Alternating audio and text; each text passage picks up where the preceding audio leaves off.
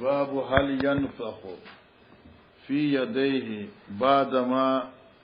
يضرب بهما یا يضرب بهما الصعيد للتيمم گورا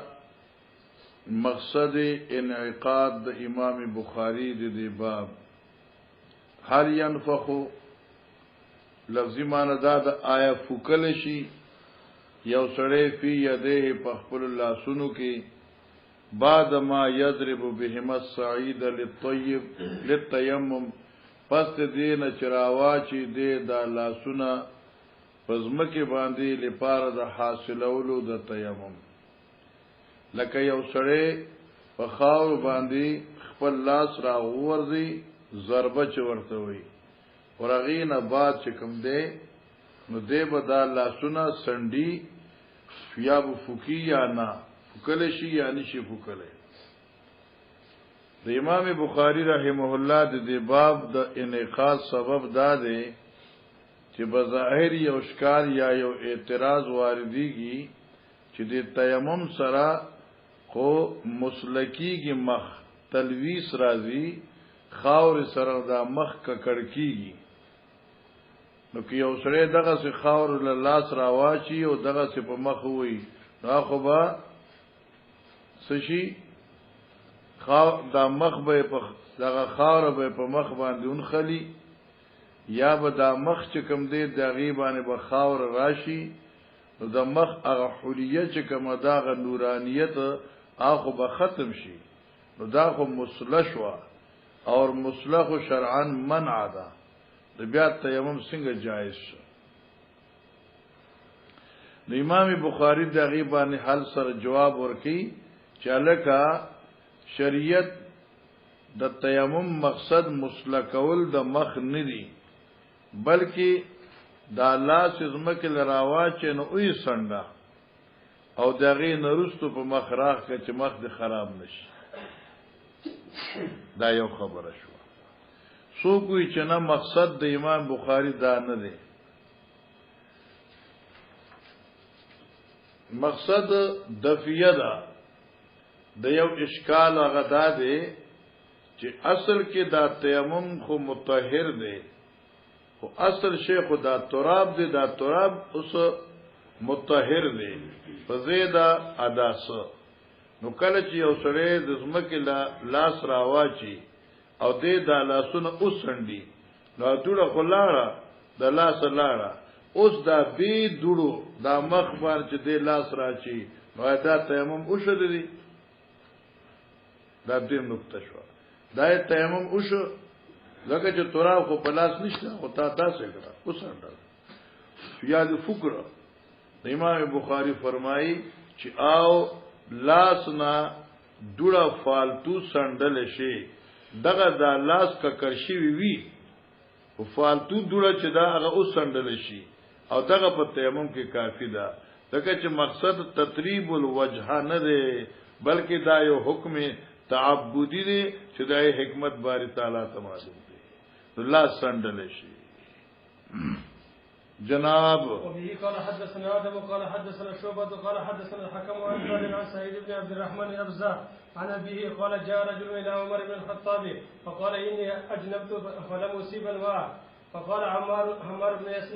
ياسر إلى عمر بن الخطاب أما تذكر أن كنا في سفر أنا وأنت فأجنبنا فأما أنت فلم تصلي وأما أنا فتمعكت فصليت فذكرت ذلك للنبي صلى الله عليه وسلم فقال النبي صلى الله عليه وسلم إنما كان يكفيك هكذا فضرب النبي صلى الله عليه وسلم بكفيه الأرض ونفخ فيهما ثم مسح بهما وجهه وكفيه دی کی دا روایت ته صرف ترجمه الباب دی پارا آخر کې دی چې ونفخ فیهما ثم مسح بهما وجهه لا سن زمک لراواچو ل بیا اوسندل او داغه نه فالتو دوړه چې واغې فکره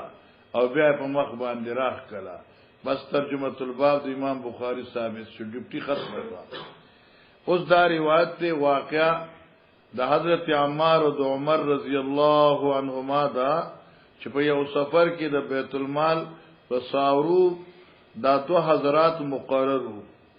حضرت کار داو چې اتفاقا د شپې دواړه محتلمین شو، احتلام وشو. سخال ورته یا بداسو چې د شپې په دغه شپه کې دواړه هغه دواړو باندې وجوب د غسل راغی. چې سار شنو د عمار او د عمر په منځ کې مکالمه شروع شو، ځکه چې لا دا تفصیل نور راغله چې دا تیمم چې کوم دی قائم مقام د غسل هم کې دی شي. انو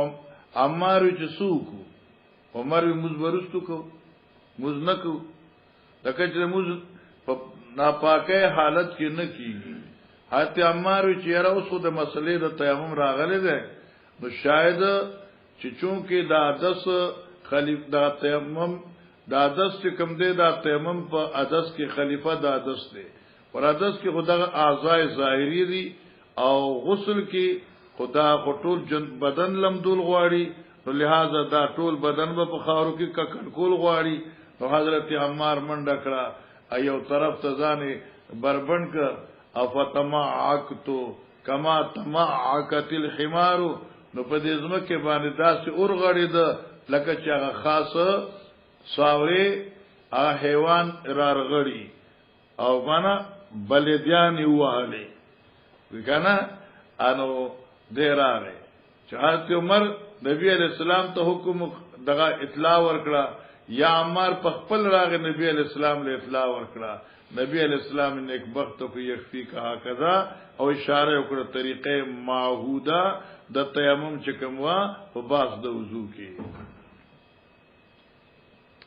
نو وی عبد الرحمن ابن ابزه فرمایا نبی قال جاء رجل الله عمر ابن الخطاب رضی الله عنه، راغی او سره عمر سیف څخه فقال وی او دا رجل جائی چو دغه عمار سیف دی. فقال انی اجنبت فلم اصب الماء، زخو جنابت کیم او ما ته ملاو نشوبا ماونو مندیوبا. فقال عمار ابن یاسر، عمار ورتوی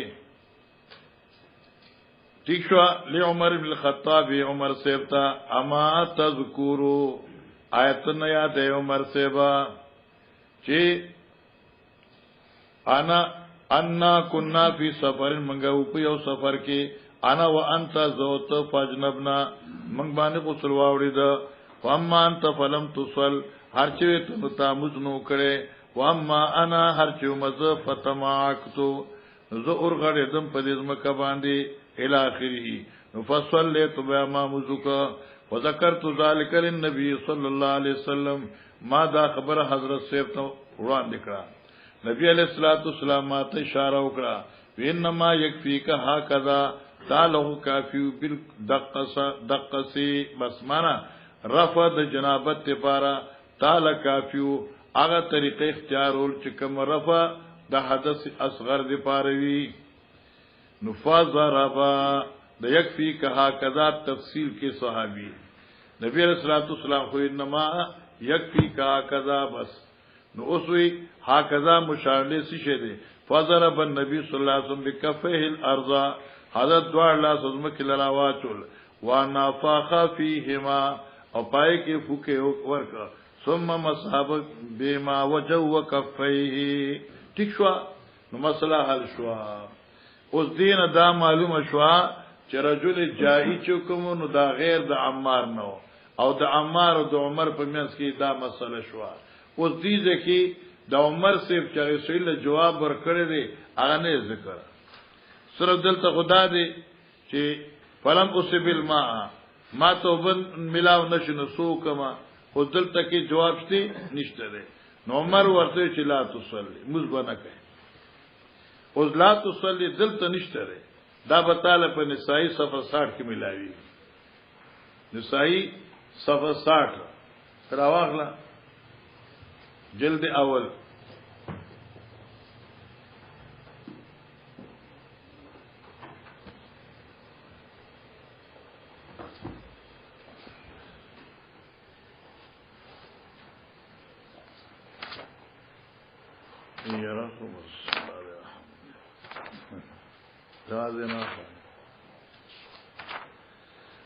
صفحه 60 کو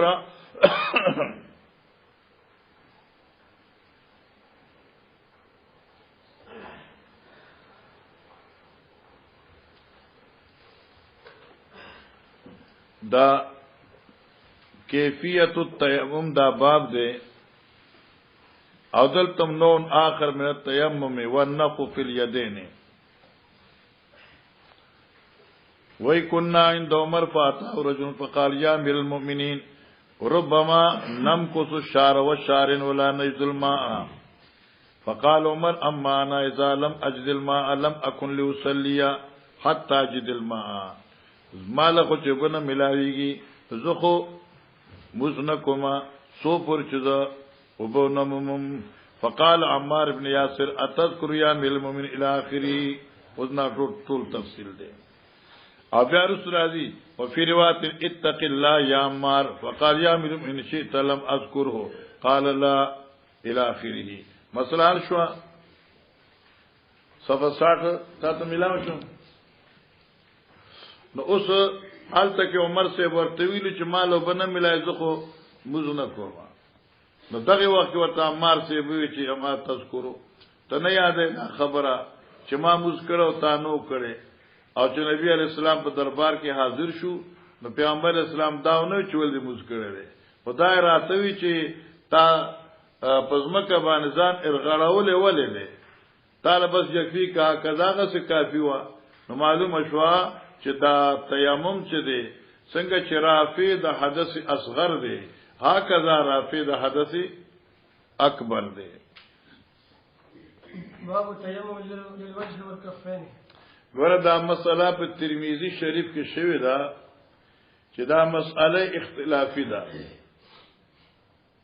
چې تیمم د پاره سو ضربات دي بعضی علما فرمایي چې تیمم د پاره ضربه واحده ده او دا قول د امام احمد سے او د اهل ظواهر دی او امام بخاری رحمه الله په دې مقام کې دا امام احمد او د ظواهر مرګره دی ورغوی چې ضربه واحده ده او پس ضربه واحدی نه محل د تیمم چي دي یدین دی او مخ دی بس مخ او یدین برت صاعد